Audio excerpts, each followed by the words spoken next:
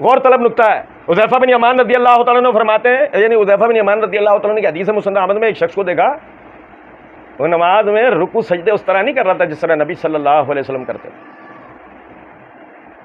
نماز مکمل ہوئی تو اس کو اشارہ ادھر آ بایا, کتنے عرصے سے تو ایسے نماز پڑھ رہا ہے؟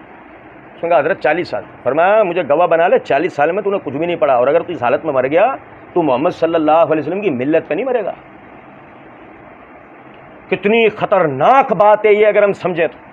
آج جب ہم دین, وہ اپنی مرضی کے بھی دین پر جب ہم عمل کر رہے ہوتے ہیں, وہ جو مدرسے میں تھوڑا بہت سیکھ لیا, وہ جو باپ دادوں سے تھوڑا بہت سیکھ لیا, اس میں بھی کیا ہم یہ مطمئن ہیں کہ ہم وہ اللہ کے رسول کے بتائے ہوئے طریقے کے مطابق کر رہے ہیں؟ کیسے مدرسے چلا رہے ہیں اپنی گاڑی کو؟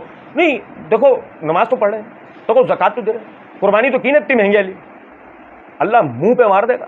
یا ایھا الذین آمنوا اطیعوا اللہ واطیعوا الرسول ولا تبطلوا اعمالکم, اے ایمان والو اللہ کی فرما برداری کرو, اللہ کے رسول کی فرما برداری کرو, اپنے اعمال برباد نہ کرو. بہت مہنگی تو قربانی لایا, سنت طریقے پہ لایا, سنت طریقے پہ کی نہیں, ضائع.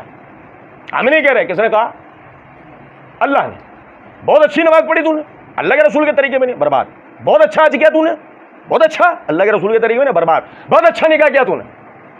ہاں, آج طلاقیں ہمارے معاشرے میں طلاقیں اتنی کیوں پھیل گئیں؟ کیا ہوا بھائی؟ دھوم دھام سے تو نکاح کیا, سنت کے مطابق نہیں کیا.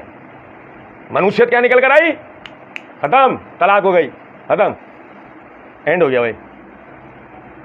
تو اس لیے اس بات کو سمجھیں, ہدایت کا راستہ رسول کے ساتھ جڑا ہے. رسول کی پیروی نہیں ہے, آپ کوئی ہدایت کے راستے پہ نہیں. آپ کے باپ دادا ہوں گے سو ہوں گے, آپ کے مسجد کے مولوی صاحب ہوں گے سو ہوں گے, آپ نہیں ہیں. آپ اپنی فکر کریں, آپ اپنی قبر کی فکر کریں.